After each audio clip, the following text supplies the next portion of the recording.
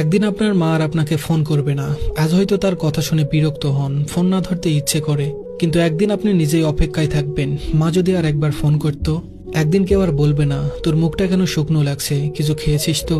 যে মানুষটি নিজের সবকিছু বিসর্জন দিয়ে আপনার মঙ্গল চেয়েছে, নিঃস্বার্থভাবে ভালোবেসেছে, সে আর থাকবে না। আপনি চাইলেও আর সেই ভালোবাসার ছাই ফিরে যেতে পারবেন না। একদিন আপনার ভুলগুলোর জন্য কেউ আর শাসন করবে না। আজ হয়তো রাগ লাগে, বিরক্ত হন, কিন্তু সেই শাসনই একদিন অভাব হয়ে বুকে চেপে বসবে।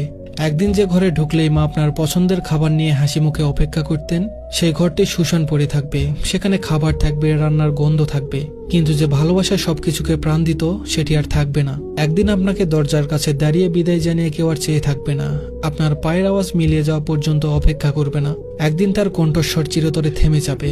একদিন আপনি তাকে ডাকার জন্য চিৎকার করবেন, কিন্তু কোনো জবাব পাবেন না। তার হাতে মাথায় হাত বুলিয়ে দেওয়ার আর কেউ থাকবে না। রাত জেগে আপনার জন্য চিন্তা করার মানুষটি আর থাকবে না, যতই ব্যস্ত থাকুন না কেন। একদিন আপনি সব কাজ ফেলে শুধুই তার স্পর্শের অভাব অনুভব করবেন। তখন কোনো কিছু দিয়েই সেই শূন্যতা পূরণ করা সম্ভব হবে না। সময় খুব নিষ্ঠুর, এটি থেমে থাকে না, কাউকে ফেরত পাওয়ার সুযোগ দেয় না। একদিন শুধু স্মৃতির মধ্যে তাকে খুঁজতে হবে, তার পুরনো গলার স্বর রেকর্ডে শোনার চেষ্টা করতে হবে, পুরনো ছবিগুলো হাতে নিয়ে বোবা কান্না করতে হবে, কিন্তু কিছুই আর ফিরবে না, কেউ আর ফিরে আসবে না। আপনি কেবল অনুভব করবেন আপনার ভিতরে এক বিশাল শূন্যতা, যা কখনোই আর পূরণ হবে না। ধন্যবাদ সবাইকে।